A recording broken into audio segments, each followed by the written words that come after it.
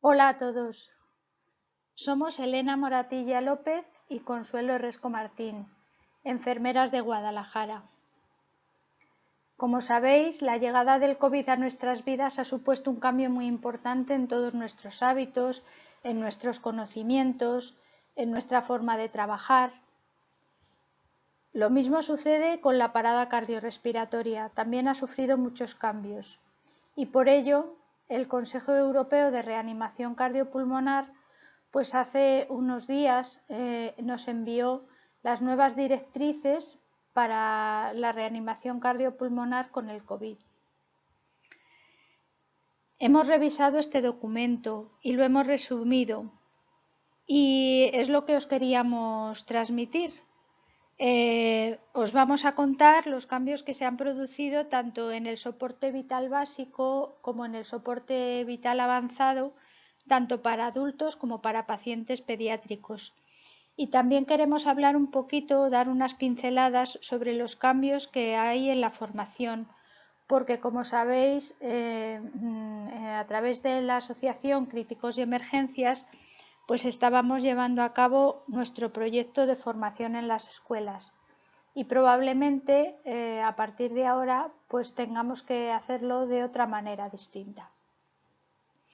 Esperamos que este trabajo que hemos realizado pues os sirva también a vosotros para repasar estas directrices que el Consejo Europeo de Reanimación Cardiopulmonar nos ha dado y también pues esperamos que os guste y se os haga ameno.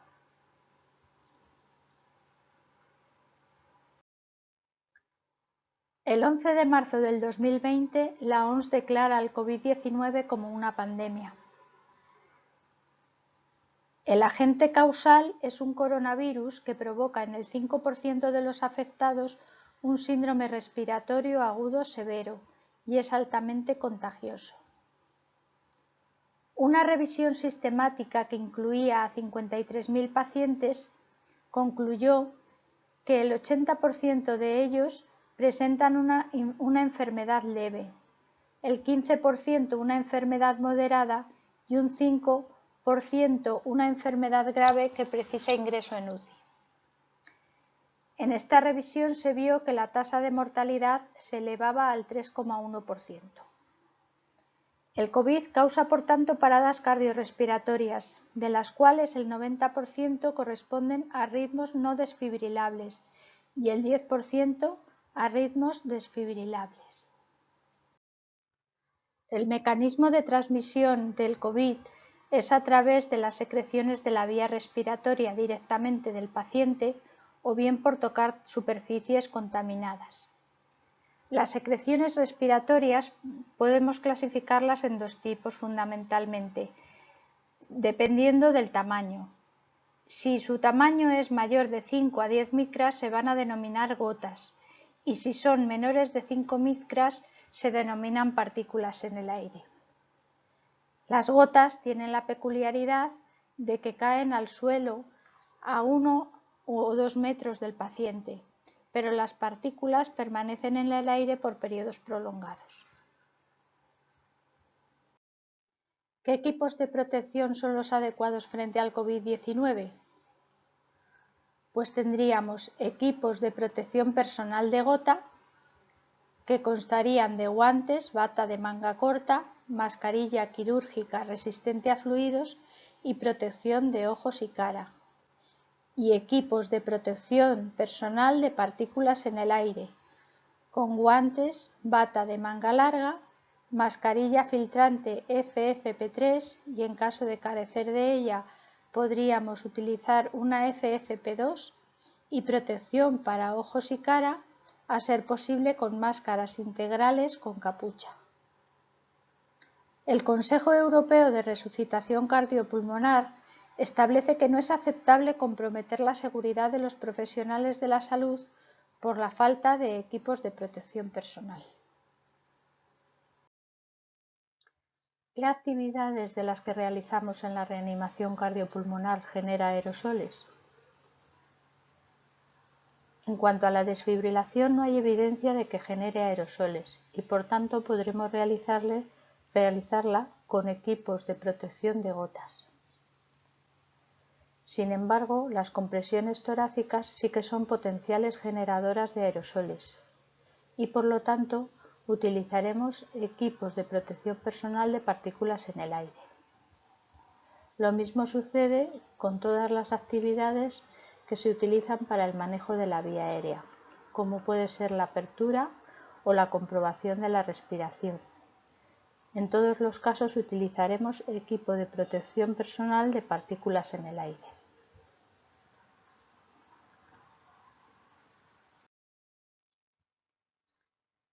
Por tanto, con todos estos cambios, vamos a ver cómo tendremos que realizar a partir de ahora la reanimación cardiopulmonar para pacientes que sean sospechosos o que esté confirmado que tengan COVID-19.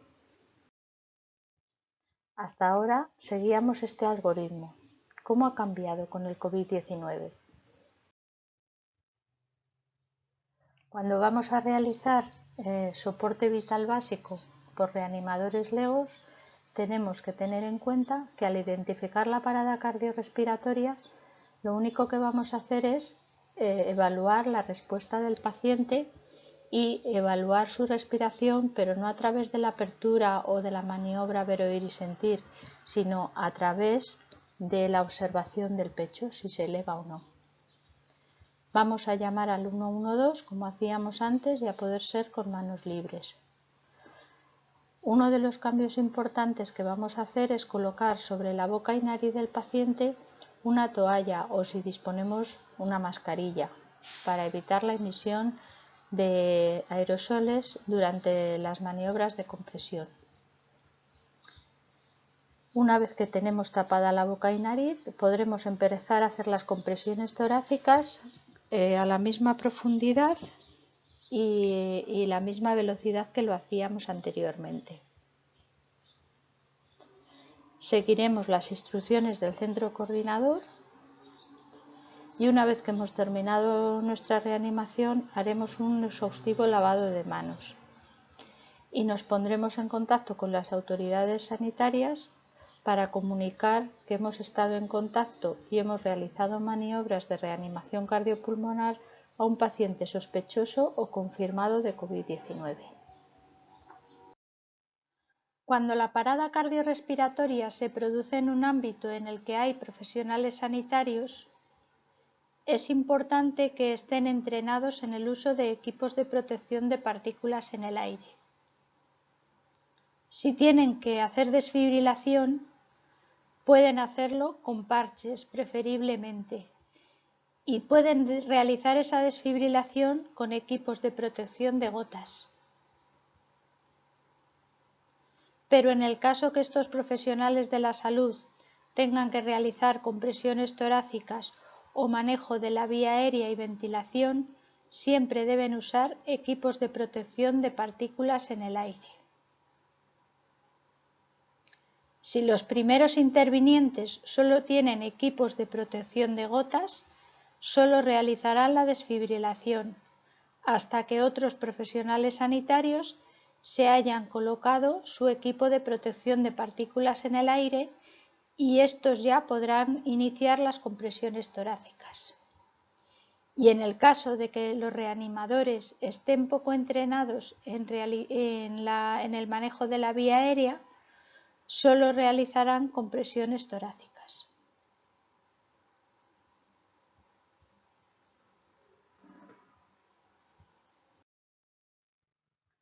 Por tanto, el personal sanitario realizará el soporte vital básico de la siguiente manera.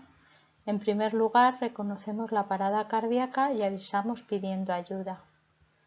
Mientras a las personas que van a atender la parada cardiorrespiratoria se colocan el equipo de protección de partículas en el aire, si alguien tiene un equipo de protección de gotas puede realizar la desfibrilación con parches. Y una vez que tenemos el equipo de partículas en el aire, podemos empezar a realizar las compresiones torácicas 30 seguidas de 2 ventilaciones. Recordando que debemos parar las compresiones para dar las ventilaciones y que la persona que realiza las compresiones va a ser la persona que aprieta la bolsa autoinflable para dar las ventilaciones, mientras que el otro rescatista o el otro profesional sanitario sujeta la mascarilla con ambas manos sobre la cara del paciente para evitar la emisión de aerosoles. Muy importante también es la colocación de un filtro EPA o de alta eficiencia entre la bolsa autoinflable y la mascarilla que ponemos al paciente. Las ventilaciones siempre las va a realizar el personal que sea más experto para disminuir el riesgo de aerosoles. En el soporte vital avanzado de adultos debemos tener en cuenta las prioridades de seguridad.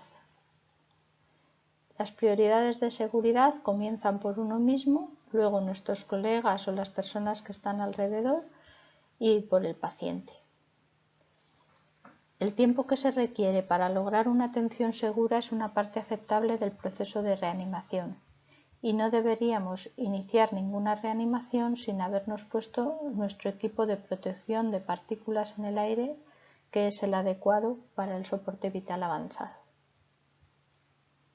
En cuanto al paciente, es muy importante detectar precozmente situaciones de periparada para que nos dé tiempo a prepararnos de una forma correcta y tener también detectados los casos de pacientes no reanimables.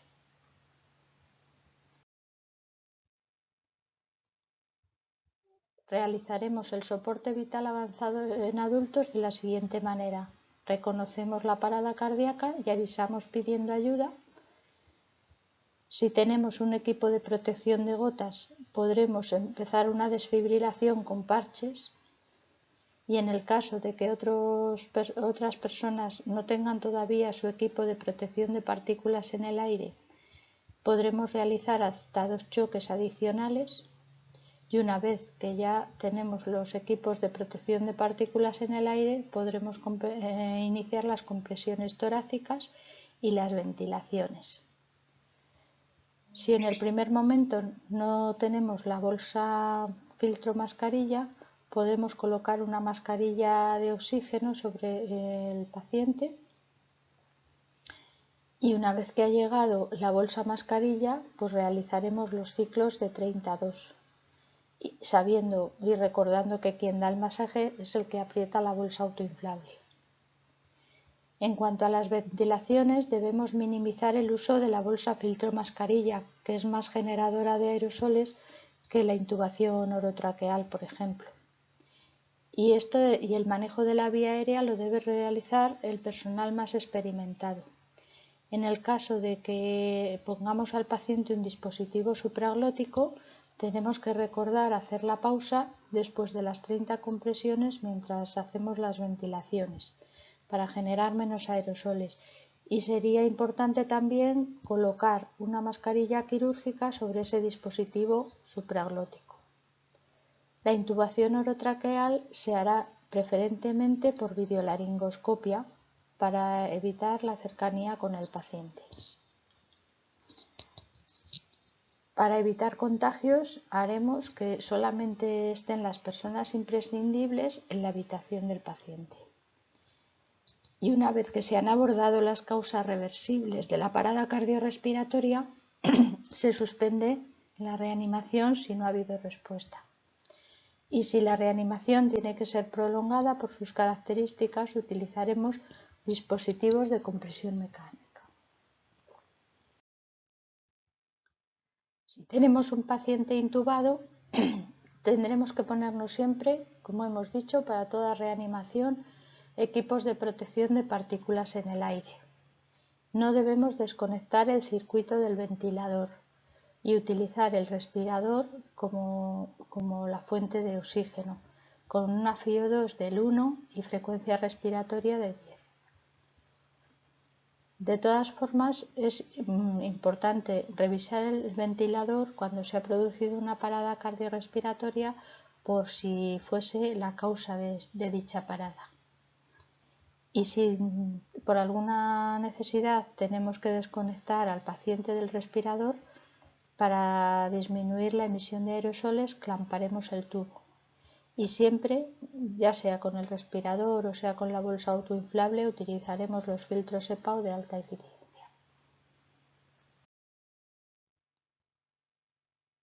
En pacientes en decúbito prono, el soporte vital avanzado lo vamos a realizar de la siguiente manera. Como siempre, tendremos que tener nuestro equipo de protección de partículas en el aire.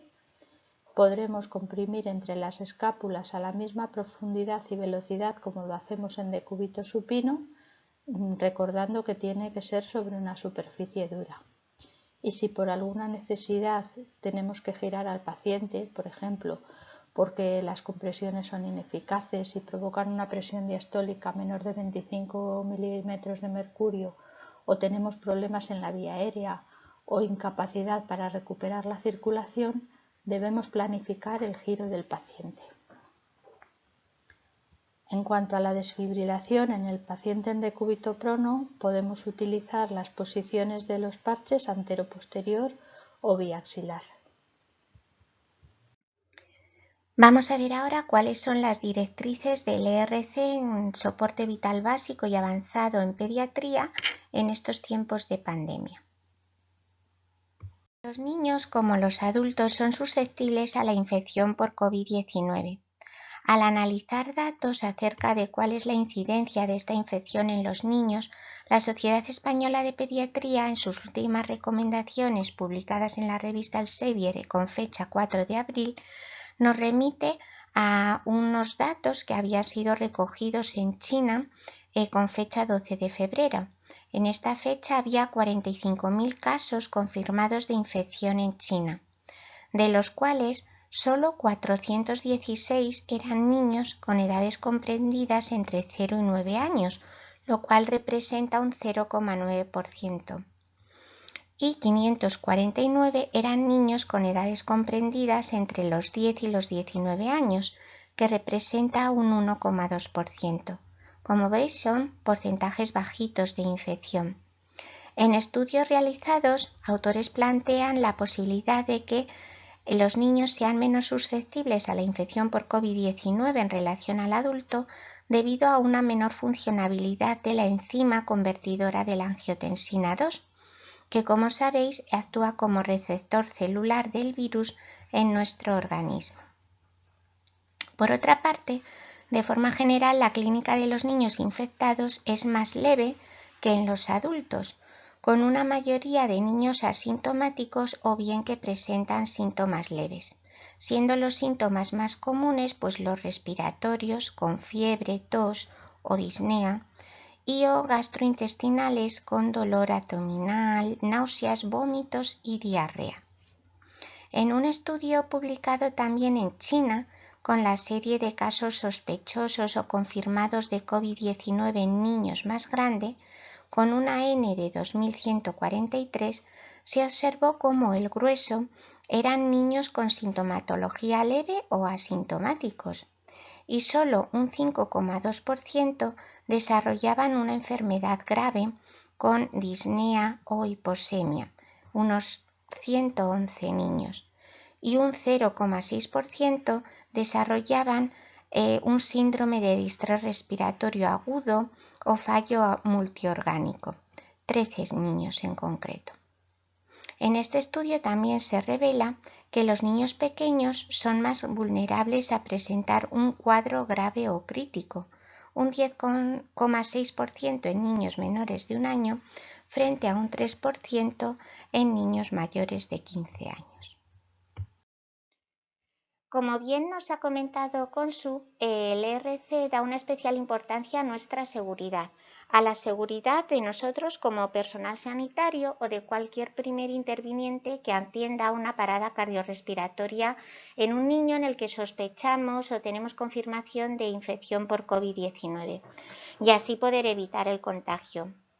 Para ello, no solo es importante disponer y utilizar los equipos de protección personal, sino muy importante y responsabilidad de cada uno de nosotros conocer cuáles son esos protocolos de colocación y retirada de los mismos, pues el hacerlo mal es una fuente importante de contagio. Otra medida importante es limitar el número de personas que atienden al niño a las mínimas indispensables. Y por otra parte hay que tener en cuenta que el 70% de las paradas cardiorrespiratorias en niños suceden en sus domicilios, por lo cual los primeros intervinientes van a ser sus propios familiares o personas que les cuidan. Entonces estos o bien ya están contagiados o bien la situación que están viviendo en este momento les va a llevar a infravalorar los riesgos de una intervención temprana sin una protección eficaz a los beneficios de intervenir de forma precoz en el niño, ¿no? Y no se protegerán.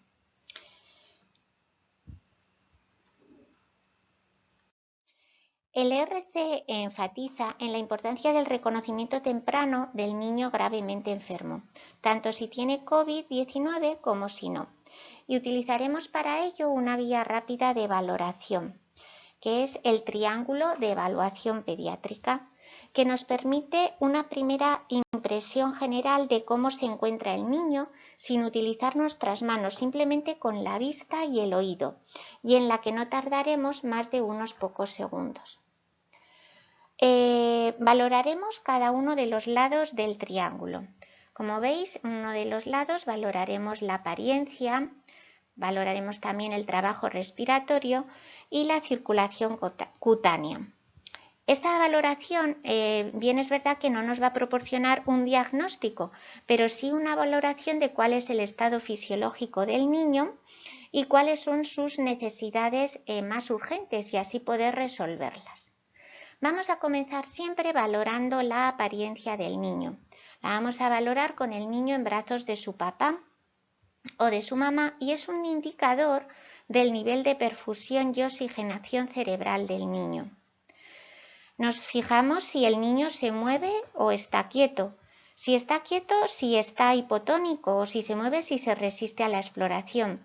Vamos a ver si está alerta, si responde a nuestros estímulos, si es capaz de fijar la mirada o es una mirada perdida, vidriosa. En niños no lactantes observamos si es capaz de hablarnos o en lactantes cómo es su llanto, si es débil, apagado o es vigoroso. Pasaríamos a valorar el trabajo respiratorio. Lo vamos a valorar con el tórax descubierto y nos vamos a fijar si escuchamos ruidos respiratorios patológicos, tipo gruñido, ronquera, disfonía o estridor, quejido o sibilancias, que nos pueden ir orientando a lo que le pasa al niño. También nos fijaremos en signos visuales de trabajo respiratorio, si existe tiraje, retracciones al usar la musculatura accesoria, también si presenta aleteo nasal, si hay cabeceo en los lactantes, taquipnea o posiciones anómalas como la postura en trípode. Y por último, valoraremos la circulación cutánea. Nos vamos a fijar en el color de la piel, si hay palidez, cianosis o el típico cutis reticular. Tras esta valoración inicial temprana y precoz, haremos una valoración más exhaustiva, siguiendo el ABCD de todos conocidos: vía aérea, ventilación, circulación, estado neurológico del niño y por último su exposición. Vamos a ver una serie de aspectos en relación al manejo de la vía aérea y la respiración en estos niños. Como bien sabéis, un alto porcentaje de las paradas cardiorrespiratorias en niños son de origen respiratorio. Y el ERC sigue hablando, a diferencia del adulto, de la importancia de la apertura de la vía aérea en el niño. Abrimos la vía aérea bien con el posicionamiento de la cabeza en los niños más pequeños, en los lactantes, que vamos a conseguir mediante la colocación de una pequeña almohada entre las escápulas del niño. Así conseguimos que la cabecita esté en posición neutra. O bien en niños más grandes con la elevación de la barbilla o bien la tracción mandibular si sospechamos trauma. Una vez abierta la vía aérea, puede ser necesario la administración de oxígeno, teniendo en cuenta que hay que evitar la hiperoxia. Solo administraremos oxígeno si la saturación cae del 92%. En cuanto a los dispositivos para la administración de oxígeno, pues van a depender de la gravedad del niño. En primer lugar, podemos administrar oxígeno con cánulas nasales de bajo flujo o mascarillas de oxígeno sencillas o bien mascarillas reservorios, eso sí, siempre colocando encima de estos dispositivos una mascarilla quirúrgica que nos ayudará a evitar la dispersión de las partículas, como veis en esta imagen. Si fuera necesario la administración de aerosoles, vamos a utilizar los dispositivos MDI, los inhaladores de dosis media, a los cuales vamos a acoplar una cámara espaciadora y así pues evitamos también el que se generen aerosoles. También lo podéis ver en esta imagen. El siguiente eslabón en cuanto a la administración de oxígeno en estos niños es la terapia de alto flujo con cánulas nasales, que nos va a permitir originar cierta presión positiva en la vía aérea y así reclutar espacios muertos. Con esta terapia vamos a aportar un flujo de oxígeno bien solo o mezclado con aire por encima del flujo pico inspiratorio del niño a través de unas cánulas nasales, y este gas lo vamos a administrar humidificado y caliente, y los flujos que vamos a utilizar pues oscilan entre los 15 litros por minuto a los 60 litros por minuto. Y aunque no se ve en la imagen, pues al niño le colocaríamos también una mascarilla quirúrgica encima de las cánulas para evitar la dispersión de las partículas. Si fracasa la terapia de alto flujo con cánulas nasales, vamos a pasar a la ventilación mecánica no invasiva con presión positiva sobre la vía aérea, es decir, vamos a utilizar la CPAP. Se usará solo si es estrictamente necesario, pues es un mecanismo que genera aerosoles, y siempre consiguiendo un adecuado sellado de las interfases para así evitar posibles fugas. El ERC también considera la intubación orotraqueal en aquellos niños en los que fracasa la ventilación mecánica no invasiva o bien presentan una insuficiencia respiratoria descompensada con dificultad respiratoria severa o bien que están en parada cardiorrespiratoria. Aspectos a tener en cuenta en la intubación orotraqueal de un niño sospechoso o confirmado de infección por COVID-19. El ERC no lo menciona, pero si fuera necesario preoxigenar al niño previo a la intubación, se realizará con mascarilla reservorio conectada a la fuente de oxígeno, para así minimizar la generación de aerosoles. Sí que nos menciona una serie de cuidados que debemos de tener en cuenta a la hora de ventilar con bolsa mascarilla. Es importante minimizar las fugas. Para ello vamos a llevar a cabo el sellado de la mascarilla a la cara del niño con 2 manos. De tal manera que si estamos haciendo compresiones torácicas, al pasar a las ventilaciones, la persona que está comprimiendo el tórax va a dejar de hacerlo y será esta persona la que comprima la bolsa mascarilla, mientras que la primera persona únicamente sella con sus 2 manos la mascarilla a la cara del niño. También vamos a utilizar filtros de alta eficiencia entre la bolsa autohinchable y la mascarilla. Al llevar a cabo la intubación orotraqueal utilizaremos la secuencia rápida y la realizará el profesional más entrenado para así minimizar tiempos. Se utilizarán tubos endotraqueales con balón, vamos a utilizar el videolaringo frente al laringoscopio convencional y así evitamos acercarnos a la vía aérea del niño. Al llevar a cabo la intubación orotraqueal vamos a suspender las compresiones torácicas y vamos a asegurar un buen sellado del tubo endotraqueal, es decir, vamos a inflar bien el balón antes de hacer la primera insuflación de aire. Si fuera necesario utilizar dispositivos supraglóticos, solo los vamos a usar si falla la intubación orotraqueal.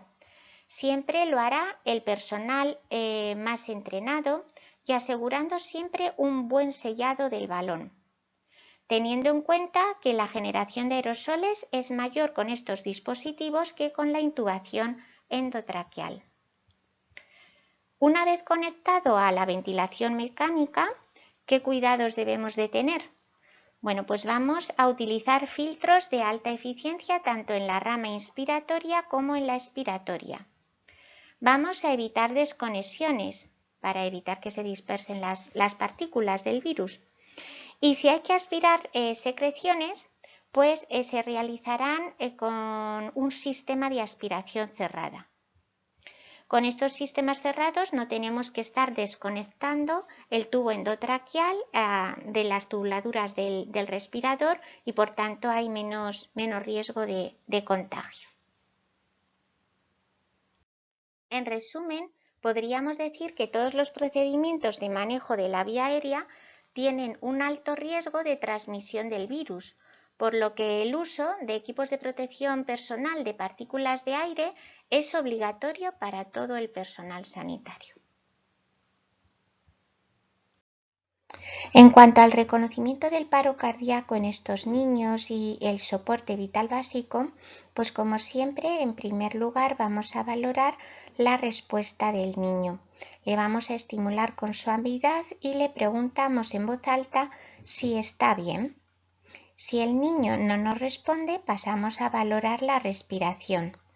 La respiración la vamos a valorar visualmente. Vamos a observar si el tórax se eleva y opcionalmente podríamos colocar nuestra mano sobre el tórax del niño para ver si sentimos esa respiración. Eso sí, eliminamos la maniobra ver, oír y sentir a la hora de valorar la respiración. De tal forma que si el niño no responde y el niño no respira, vamos a decir que está en parada cardiorrespiratoria y por tanto vamos a alertar al 112 y vamos a iniciar las compresiones torácicas. Una vez identificada la parada cardiorrespiratoria en estos niños, los primeros intervinientes deben al menos realizar compresiones torácicas. Para ello van a colocar, como veis en la imagen, una mascarilla quirúrgica que cubra la boca y la nariz del niño. El ERC nos recomienda, a diferencia del adulto, la utilización de un trapo para cubrir la boca y la nariz del niño, debido al riesgo potencial de obstrucción de la vía aérea en estos. Este primer interviniente sí que debe de utilizar una mascarilla quirúrgica para protegerse, pues sabemos que las compresiones torácicas generan aerosoles y si no es así se podría producir un contagio. A modo de recordatorio, deciros pues que las compresiones torácicas las vamos a hacer en la mitad inferior del esternón a una frecuencia de unas 100-120 compresiones por minuto. El ERC continúa diciéndonos que en aquellos casos en los que sospechemos que el paro cardíaco es de origen respiratorio, que va a ser en la mayoría de los casos en los niños, aquellos primeros intervinientes que puedan o se sientan capacitados deben de llevar a cabo la apertura de la vía aérea y hacer las 5 ventilaciones de rescate según nos indicaban las recomendaciones del 2015, a sabiendas de que son maniobras que podrían contagiarles si el niño está infectado por COVID-19. En cuanto al uso del desfibrilador automático, los primeros intervinientes lo deben de utilizar de manera pronta, lo antes posible, y el operador telefónico lo va a recomendar siempre que la parada cardiorrespiratoria sea o se sospeche que es de origen cardíaco, como son aquellos niños que sufren un paro de forma súbita o bien si estamos atendiendo a niños que tienen patología cardíaca. En caso de que el niño con sospecha o confirmación de infección por COVID-19 presentara una obstrucción de la vía aérea, deberíamos de seguir las recomendaciones del 2015, debido a que lo más normal es que estos primeros intervinientes sean familiares o cuidadores de estos niños, de tal manera que o bien ya están infectados o al sopesar los beneficios de una primera intervención con los riesgos de contagio, estos primeros intervinientes no van a dudar en iniciar las maniobras de desobstrucción de la vía aérea. En el ERC solo nos indica que en caso de que el niño tenga una tos efectiva, pues le animemos a toser, eso sí, manteniendo la distancia de seguridad, y que no le pongamos en este punto la mascarilla, puesto que esto podría dificultar la salida del cuerpo extraño. Luego, si está consciente y está tosiendo, le animamos a toser. Si está consciente, pero ya su tos no es efectiva, el niño no puede hablar o se lleva las manos al cuello, pues os recuerdo que en los mayores de 1 año deberíamos de hacer 5 golpes interescapulares con 5 compresiones abdominales y en los menores de 1 año realizaríamos las compresiones torácicas, valorando siempre si el objeto extraño sale. En el caso de que el niño perdiera la consciencia, pues ya identificaríamos que el niño está en parada cardiorrespiratoria, abriríamos la vía aérea, realizaríamos las 5 ventilaciones de rescate e iniciaríamos las maniobras de reanimación cardiopulmonar. En cuanto al soporte vital avanzado en estos niños, los profesionales sanitarios y los miembros de los servicios de emergencias vamos a seguir las recomendaciones del 2015, eso sí, con una serie de medidas que nos ayudarán a evitar un posible contagio. Lo primero es que vamos a usar siempre equipos de protección para partículas en el aire. Bueno, la desfibrilación temprana, si utilizamos los parches, la podemos hacer con equipos de protección de gota, mientras que nuestros compañeros se van colocando los equipos de protección de partículas en el aire, que como ya sabéis, pues lleva un ratito. Eso sí, las compresiones torácicas solo las vamos a empezar a realizar si ya tenemos colocados los equipos de protección con partículas en el aire. Vamos a minimizar el número de profesionales al mínimo indispensable. Es importante, como siempre, identificar y tratar cuáles son las causas reversibles del paro cardíaco y en cuanto al soporte vital extracorpóreo, es decir, la ECMO, pues no hay pruebas suficientes que aboguen a favor o en contra de su utilización en los niños infectados por COVID-19, por lo cual el ERC dice que serán los profesionales sanitarios de los centros que dispongan de esta técnica los que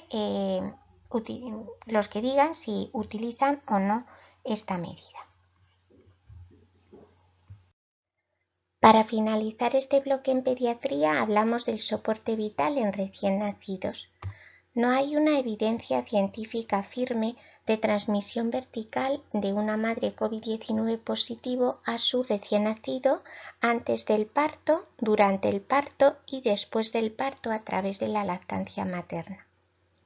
La infección materna por COVID-19 sí que aumenta el riesgo de que el parto termine siendo un parto prematuro o parto por cesárea, pero la causa por la que esto es así no es otra que la preocupación por el estado de salud de la madre al saber que presenta la infección.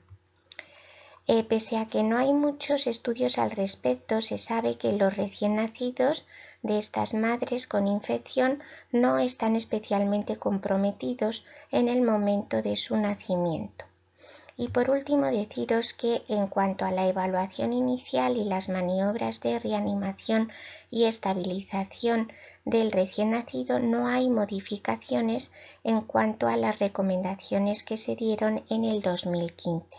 Eso sí, hay que tomar una serie de medidas para evitar una posible infección cruzada de la madre que presenta la infección, bien al personal sanitario o también al recién nacido, al bebé. Al paritorio pueden llegar madres con infección por el virus pero que no presentan síntomas, entonces se nos van a pasar por alto Por ello, es importante la utilización de los equipos de protección de partículas en el aire en todos los partos. Idealmente, el parto de estas madres sería lo ideal que se atendiera en una sala con presión negativa, pero esto no es posible en todos los centros. Otra medida a tomar para evitar una posible transmisión es la colocación de una mascarilla quirúrgica a la madre siempre, en todos los partos. Y en cuanto a la reanimación inmediata del recién nacido, nos indican que debemos de realizarla al menos a 2 metros de distancia de la madre para evitar una posible transmisión del virus al bebé, aunque lo ideal sería realizarlo en una habitación adyacente. En el momento del parto no hay modificaciones en el tratamiento inmediato del recién nacido, aunque la madre presente o sospechemos que tiene una infección por COVID-19. Sigue estando indicado el retraso en pinzar el cordón en 1 minuto. Y en cuanto a la evaluación inicial del bebé, se realizará en el perine siempre que se tenga un especial cuidado. Para ello utilizaremos el test de Apgar, que como sabéis nos va a permitir identificar a aquellos niños que precisan maniobras de reanimación. Vamos a valorar la frecuencia cardíaca, el esfuerzo respiratorio, el tono muscular, la respuesta a estímulos y la coloración del recién nacido. Y como sabéis lo vamos a valorar en el primer y en el 5.º minuto de vida. Es importante también el contacto piel con piel materno inmediato, de tal manera que el bebé solo pasará al equipo neonatal en caso de que requiera que se lleven a cabo maniobras de reanimación cardiopulmonar. Si fuese necesario llevar a cabo maniobras de reanimación y estabilización neonatal, no debemos de olvidar que lo primero es nuestra seguridad y utilizaremos equipos de protección de partículas en el aire en todas las situaciones. En estas maniobras vamos a seguir las recomendaciones del 2015, de tal forma que la reanimación del recién nacido se va a iniciar si en esa valoración inmediata que hemos realizado vemos que el neonato no es capaz de iniciar una respiración espontánea normal o bien tiene una frecuencia cardíaca inferior a 100 latidos por minuto. Comenzamos con la apertura de la vía aérea. Llevaremos a cabo 5 respiraciones de rescate. Si utilizamos la bolsa autohinchable, la mascarilla abarcará la nariz y la boca del niño. Vamos a valorar la frecuencia cardíaca. Si la frecuencia cardíaca no aumenta por encima de los 60 latidos por minuto, vamos a buscar si el tórax del niño se mueve. Si el tórax no se mueve, vamos a reevaluar la posición de la cabeza del neonato y vamos a llevar a cabo un control de la vía aérea por 2 reanimadores. En estos niños tan pequeños es difícil a veces conseguir una buena posición de la cabeza y también la apertura de la vía aérea, pero por contra es indispensable en la reanimación. Una vez lo hemos conseguido, vamos a repetir esas 5 ventilaciones de rescate. Si no aumenta la frecuencia cardíaca por encima de los 60 latidos por minuto, volvemos a valorar si el tórax se moviliza. Si el tórax se moviliza, pero la frecuencia cardíaca es inferior a 60 latidos por minuto, o bien el tórax no se moviliza, vamos a iniciar la secuencia de 3 compresiones torácicas, 1 ventilación. Vamos a ir reevaluando la frecuencia cardíaca cada 30 segundos, de tal forma que si la frecuencia cardíaca no se detecta o es inferior a 60 latidos por minuto, vamos a llevar a cabo el acceso venoso y empezamos a poner medicación. Mientras llevamos a cabo todas estas medidas de reanimación y estabilización, vamos a su vez llevar a cabo medidas que nos ayudarán a prevenir una posible infección. Todas las toallas mojadas deben de considerarse foco de infección y se retirarán. Aunque todavía no se ha descrito una evidencia de infección del tracto respiratorio del bebé al nacer de una madre COVID-19 positiva, sí que se va a utilizar filtro entre la mascarilla y la bolsa autohinchable. El ventilar 2 reanimadores va a asegurar un mejor sellado de la mascarilla a la boca-nariz del recién nacido. Vamos a minimizar todos aquellos procedimientos que generen aerosoles, como pudiera ser la aspiración de secreciones. Y como hemos repetido en varias ocasiones, todas estas maniobras sobre la vía aérea las va a realizar el profesional más entrenado. En cuanto a los cuidados por resucitación, el contacto piel con piel y la lactancia materna son posibles en estas situaciones, siempre y cuando se tomen las precauciones adecuadas, como sería el lavado exhaustivo de las manos por parte de la madre, así como el uso de mascarilla quirúrgica también por parte de la madre. Si hubiera un deterioro postnatal y fueran necesarias maniobras de reanimación, siempre debemos de sospechar que el niño se haya podido infectar de su madre. La reanimación neonatal se realizará en el área designada para ello, para evitar así una infección cruzada.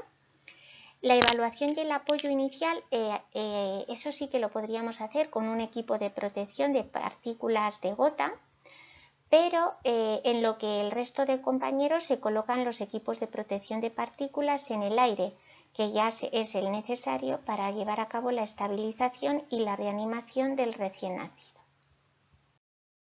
Como habéis observado, hay cambios tanto en la reanimación en adultos como en pediatría. Por lo tanto, también debemos cambiar muchas cosas con respecto a la formación en reanimación que estábamos realizando hasta ahora. El entrenamiento en reanimación cardiopulmonar con el COVID tiene dos objetivos fundamentales. Por una parte es mejorar los resultados para el paciente y por otro disminuir el riesgo de contaminación para los sanitarios. De todas formas, la reanimación cardiopulmonar es muy importante y aunque en estos meses ha tenido un parón, pues la debemos reanudar lo más pronto posible. ¿Para qué? Pues para mejorar nuestros conocimientos y nuestras habilidades, para incluir el manejo de todos los pacientes y para utilizar de forma adecuada los EPIs en las reanimaciones que tenemos que realizar. La educación de reanimación cardiopulmonar durante el COVID es crucial, pero como hemos dicho tenemos que hacer muchos cambios. Entre esos cambios es incluir en la formación intervenciones específicas para pacientes con COVID, hacer mucho hincapié en la autoprotección contra la infección, hacer cambios también en las instalaciones donde se realizan los cursos, porque tiene que haber un distanciamiento de aproximadamente 2 metros entre las personas. El uso de mascarillas quirúrgicas, desinfectantes y lavamanos se convierte en algo cotidiano e imprescindible en los cursos también. Si antes éramos exhaustivos con la limpieza y desinfección del material y de los maniquís, pues ahora lo tenemos que ser aún más. Se reduce el número de alumnos por instructor, siendo el ratio máximo de un instructor por 6 alumnos. Se van a utilizar también metodologías distintas. Se refuerzan metodologías a distancia, aprendizaje virtual, aprendizaje autodirigido. Y también tenemos que aprender y enseñar a valorar el riesgo de la infección frente al beneficio de la RCP, con la posibilidad de salvar una vida. La formación para reanimadores legos, que es lo que nosotros estábamos haciendo hace pocos meses, pues ha cambiado radicalmente con la pandemia, porque no se recomienda la enseñanza cara a cara y los entrenamientos masivos. Se recomienda más bien el aprendizaje virtual y el aprendizaje autodirigido. Los tutoriales de Internet o las instrucciones de vídeo pueden ser una alternativa, pero el Consejo Europeo de Resucitación Cardiopulmonar no tiene evidencia sobre su efectividad. Muchas gracias.